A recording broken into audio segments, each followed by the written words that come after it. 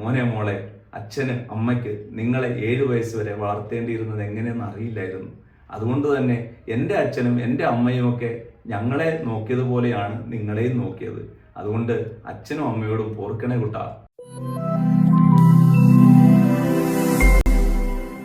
നമസ്കാരം, ഞാൻ ലാലുമലയിൽ. പ്രിയമുള്ളവരെ, എല്ലാ ശനിയാഴ്ചയും 7 മണിക്ക് നമ്മുടെ പാരന്റിങ് സീരീസ് വളരെ നന്നായിട്ട് നടന്നു പോകുന്നു. വളരെ കുറച്ച് പേരൊക്കെ അത് വ്യൂ ചെയ്യുന്നുള്ളൂ, സാരമില്ല. തീർച്ചയായിട്ടും അത് പതിയെ പതിയെ ഒരുപാട് പേരുടെ ഹൃദയങ്ങളിലേക്ക് എത്തുന്ന കാര്യത്തിൽ എനിക്ക് സംശയമില്ല. ഇപ്പോൾ എന്നെ കേൾക്കുന്ന നിങ്ങൾ ഒരമ്മയാണെങ്കിൽ, ഒരച്ഛനാണെങ്കിൽ, നിങ്ങളെന്ന അച്ഛൻ ജനിച്ച ഡേറ്റ് ഒന്ന് പറയാമോ? നിങ്ങളെന്ന അമ്മ ജനിച്ച ഡേറ്റ്?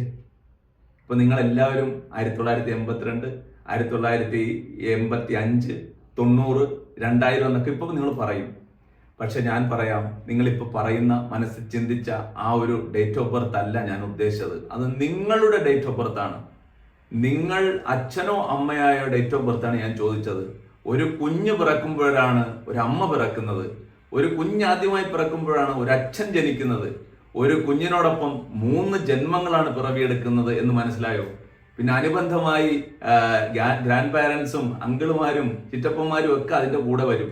നാളെ ലോകഗതിയെ തന്നെ നിയന്ത്രിക്കേണ്ട ഒരു കുഞ്ഞിന് ജന്മം കൊടുക്കുമ്പോൾ ആ കുഞ്ഞിന്റെ അടിസ്ഥാനം ഉറപ്പിക്കേണ്ട മാതാപിതാക്കൾ എന്താണ് പഠിച്ചിരിക്കുന്നത്?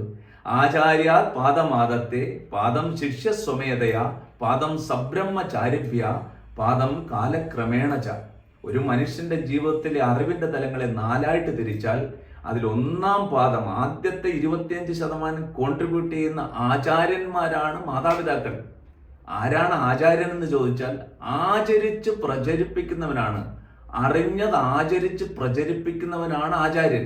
എന്നാൽ ഓരോ അമ്മയും ഓരോ അച്ഛനുമാണ് കുഞ്ഞിന്റെ ഏറ്റവും വലിയ അധ്യാപകനും ആചാര്യനും. എങ്കിൽ നമ്മൾ നമ്മുടെ കുഞ്ഞിനെ വളർത്താൻ എവിടെ പഠിച്ചു? എന്ത് പഠിച്ചു? ഈ പുരികം വടിച്ച് പഴുതാര പോലെ ആക്കുന്നതിനും മുഖത്തെ പുട്ടിയിട്ട് ആ വിടവുകൾ അടയ്ക്കുന്നതിനും ചുരുണ്ട മുടി തേച്ച് വടി പോലാക്കുന്നതിനും ഒക്കെ നമ്മൾ എത്ര നാൾ പഠിക്കും? ഒരു ബ്യൂട്ടീഷ്യൻ ആകാൻ ഏകദേശം 3 മാസം മിനിമം പഠിക്കണം. ഒരു അമ്മയാകാൻ, ഒരു അച്ഛനാകാൻ നമ്മൾ എവിടെ പഠിച്ചു? എങ്കിൽ അതിനും പഠിക്കാൻ നമ്മൾ ബോധപൂർവ്വം ഇരിക്കണ്ടേ? നമ്മുടെ കുഞ്ഞുങ്ങളുടെ തിരക്കഥ പൂർത്തിയാകുന്നത് ആദ്യത്തെ 7 വയസ്സിനുള്ളിലാണ്. അവരെന്താകണം, എവിടെ എത്തണം എന്നൊക്കെ തീരുമാനിക്കപ്പെടുന്നതും അവരുടെ സ്വഭാവ സവിശേഷതകൾ എങ്ങനെയായിരിക്കണം എന്നൊക്കെ തീരുമാനിക്കുന്നത് ഈ 7 വയസ്സിനുള്ളിലാണ്.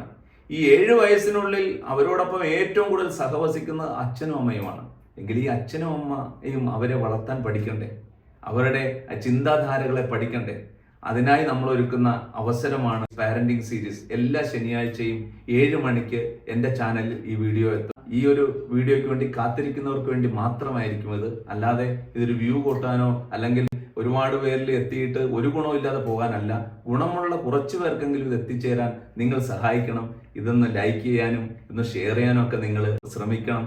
നല്ലതാണെങ്കിൽ ഒരു കമന്റ് നല്ലത് രേഖപ്പെടുത്താൻ നിങ്ങൾ ശ്രമിക്കണം. ഇതെൻ്റെ ഒരു അഭ്യർത്ഥനയാണ്.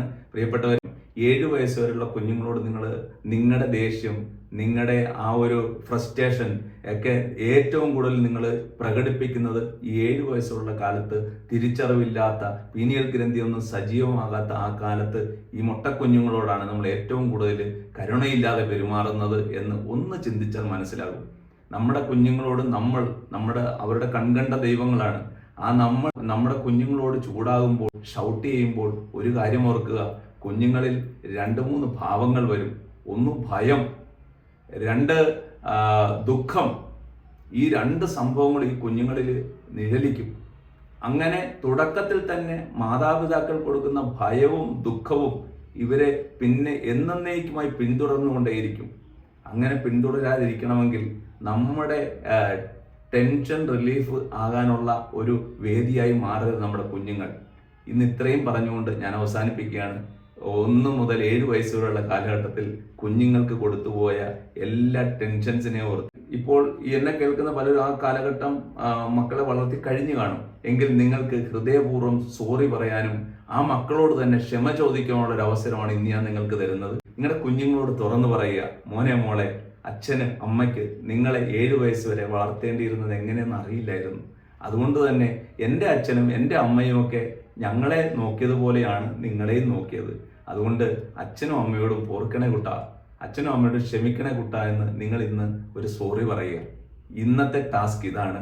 ഇന്ന് നിങ്ങൾ നിങ്ങളുടെ മക്കളോട് ഒരു സോറി പറയുക. പ്രിയപ്പെട്ടവരെ, കഴിഞ്ഞ ദിവസം ആലപ്പുഴയിൽ നടന്ന ബ്ലിസ് മൊമെന്റ്സ് എന്ന് പറയുന്ന, ഞാൻ ആദ്യമായി കണ്ടക്ട് ചെയ്യുന്ന 2 ദിവസത്തെ ഇന്റൻസീവ് മെഡിറ്റേഷൻ പ്രോഗ്രാം എന്ന് പറഞ്ഞാൽ നമ്മുടെ ശരീരത്തിനും മനസ്സിനും ആത്മാവിനും ഹാപ്പിനെസ് നൽകുന്ന ആനന്ദത്തിന്റെ ഒരു മെഡിറ്റേഷനാണ്. ഈ 2025 ഒരു പുതിയ മനുഷ്യനായി, പഴയതിനെ മുഴുവൻ ഉരിഞ്ഞെറിഞ്ഞുകൊണ്ട് ഒരു പുതിയ വ്യക്തിയായി രൂപാന്തരപ്പെടാൻ നിങ്ങളെ സഹായിക്കുന്ന, നിങ്ങൾക്ക് അനുഭവിച്ചാൽ മാത്രം മനസ്സിലാകുന്ന ഈ മെഡിറ്റേഷനിൽ പങ്കെടുക്കാൻ താല്പര്യമുണ്ടെങ്കിൽ തീർച്ചയായും നിങ്ങൾ ഈ താഴെ കാണുന്ന വാട്സ്ആപ്പ് നമ്പറിൽ ജോയിൻ ചെയ്യുക. 2 ദിവസം ആലപ്പുഴയിലെ പ്രകൃതി രമണീയമായ വേമ്പനാട്ട് കായലിന്റെ തീരത്തുള്ള ഒരു റിസോർട്ടിൽ വെച്ച് സൂര്യാസ്തമയവും സൂര്യോദയവും ഒരുപോലെ കണ്ടുകൊണ്ട് സൂര്യനെ പോലെ ജ്വലിക്കാനും, നമ്മുടെ ജീവിതത്തിൽ ഉദയമുണ്ടെങ്കിൽ അസ്തമയമുണ്ടെന്ന് മനസ്സിലാക്കുവാനും, ലോകാത്ഭുതങ്ങൾ കാണാൻ പോയാലും കിട്ടാത്തത്ര വിലമതിക്കാനാവാത്ത ഒരു പ്രോഗ്രാമാണ് ഈ ബ്ലിസ് മൊമെന്റ്സ് എന്ന് പറയുന്നത്. ഒരു ഇന്റൻസീവ് മെഡിറ്റേഷൻ പ്രോഗ്രാമാണ്.